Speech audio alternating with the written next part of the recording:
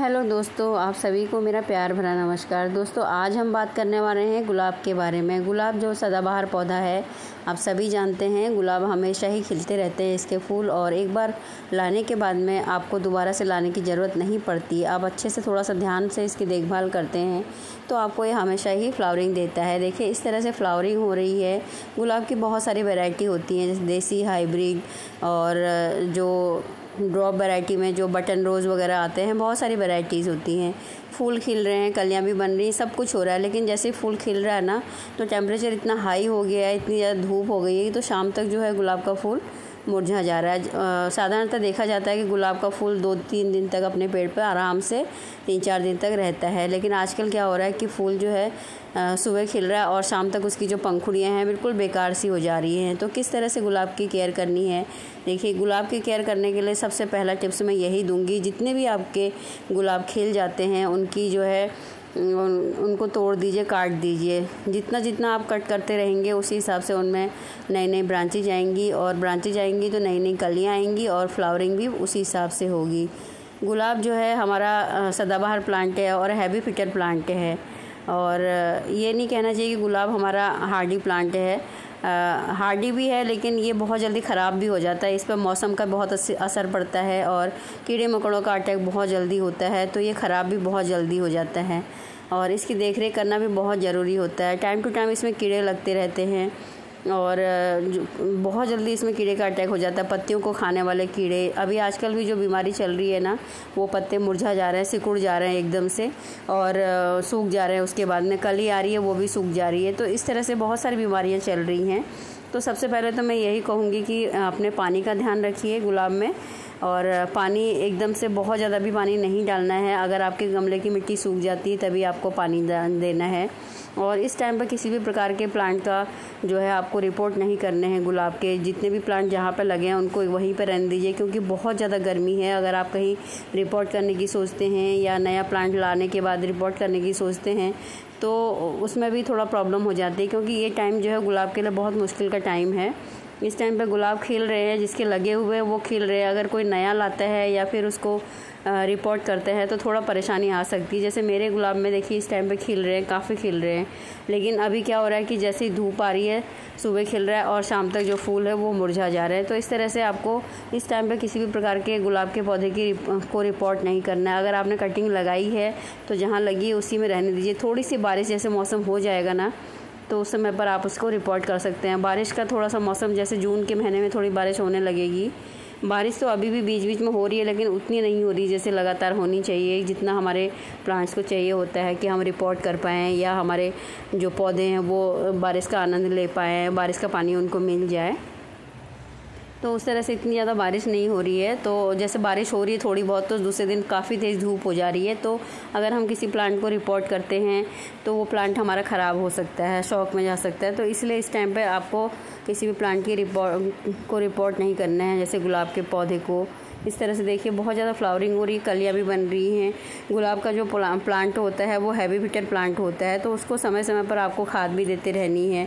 और कीड़ों का अटैक बहुत ज़्यादा हो जाता है इस टाइम पर। इसके पत्तों में बहुत ज़्यादा बीमारियां लग रही हैं। तो अगर आपके जो पौधे हैं वो ख़राब हो रहे हैं गुलाब के, तो उनको कीड़े लग रहे हैं तो नीम ऑयल का स्प्रे कर सकते हैं, या फिर कोई भी जो मार्केट में मिलते हैं इंसेक्टिसाइड, उनका स्प्रे कर सकते हैं, जिससे कि आपके जो पौधे हैं वो बच जाएँ। और पानी का ध्यान देना है। अगर आपने जो पौधे हैं वो पूरे दिन की धूप में रखे हैं तो उनकी मिट्टी ज़रूर सूख जाएगी। वैसे अभी गुलाब के पौधों को पूरे दिन की धूप में ज़रूरी नहीं है रखना।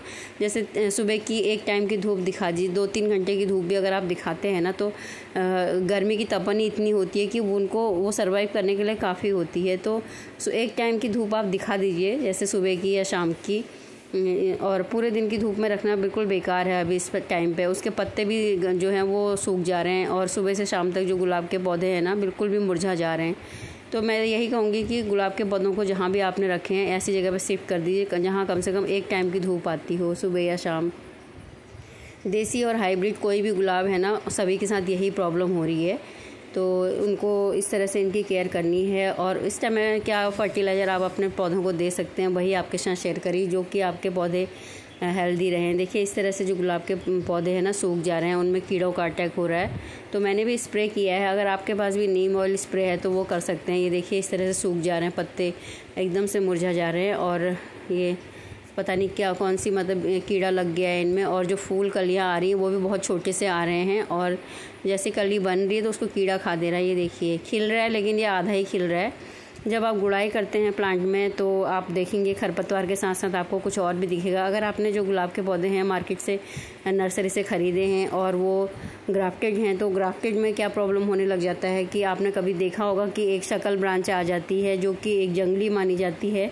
जब ये लोग ग्राफ्टेड करते हैं तो वो जंगली गुलाब के ऊपर करते हैं, जिससे कि एक ब्रांच जो होती है वो हमारे प्लांट में पनपने लगती है और वो पौधे के जो पोषक तत्व होते हैं उनको खा जाती है। तो उसको निकालना बहुत ज़रूरी है। अगर हम उसको नहीं निकालते हैं, जब वो बड़ी हो जाती है तो पौधे की पूरी एनर्जी ले लेती है और हमारा जो मेन प्लांट होता है वो ख़राब हो जाता है, उसमें फूल नहीं आते हैं। तो उसको निकालना बहुत ज़रूरी है, सकल ब्रांच को निकालना बहुत ज़रूरी है। जो ग्राफ्टेड प्लांट होते हैं सभी में होता है ऐसा।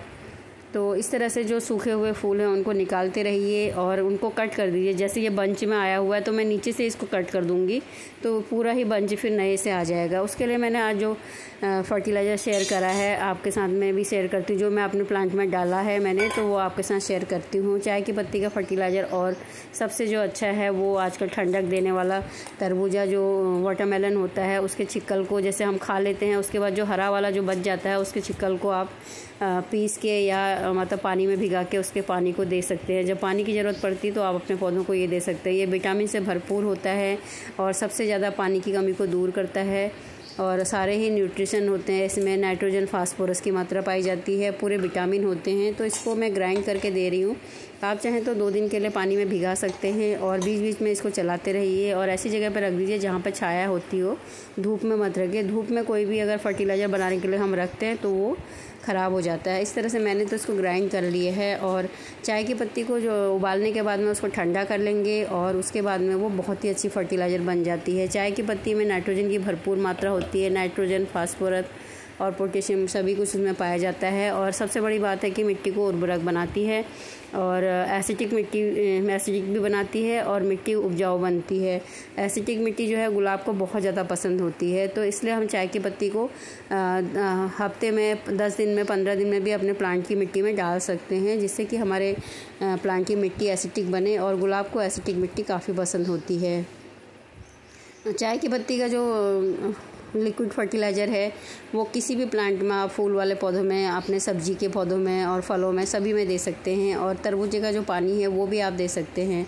चाय की पत्ती को मैंने देखिए छान लिया है और उसमें पानी भी थोड़ा मिला दिया है। उसके बाद में जो हमारे किचन से वेस्ट निकलता है, किचन वेस्ट, सब्जी के छिक्कल और फ्रूट्स के छिक्कल सभी कुछ इसमें है, तो वो बहुत अच्छी खाद होती है। इसको 12 घंटे के लिए या 24 घंटे के लिए आप भिगा दीजिए और बीच बीच में चलाते रहिए। उसके बाद में सभी को मिला दिया है, जो तरबूजे के छिक्कल थे और सब्जियों के छिक्कल थे और चाय की पत्ती थी। और साथ में मैं सबसे जो मेरा बेस्ट फर्टिलाइज़र है जो गोबर की खाद या वर्मी कंपोस्ट है, जो कि मैं देती रहती हूँ। आपसे भी मैं बोलती रहती हूँ कि हर 15 दिन या 1 महीने के अंदर में वर्मी कंपोस्ट या गोबर की पुरानी खाद जो अच्छे से कंपोस्ट हो जाती है उसको देना चाहिए, जो हमारे सारे ही न्यूट्रिशंस का काम करते हैं। विटामिन, मिनरल्स, खनिज सभी कुछ इसमें पाया जाता है। सारे ही जो पोषक तत्व होते हैं वो गोबर की खाद में मिलते हैं। तो इस तरह से बहुत सारे पोषक तत्व हमारे प्लांट को मिल जाते हैं। अब अपने जितने भी प्लांट हैं उनमें सभी को दे दीजिए और इसमें पानी मिक्स कर दीजिए। अगर पानी मिक्स नहीं भी करेंगे तो भी ये खाद जो है आपके प्लांट को कोई नुकसान नहीं करती है, क्योंकि जो है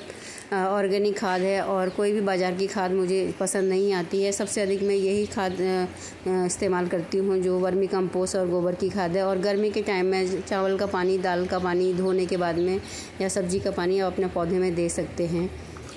जो गुलाब के पौधे हैं उनको 15 दिन में, 1 महीने में आपको कुछ ना कुछ कंपोस्ट देते रहना है।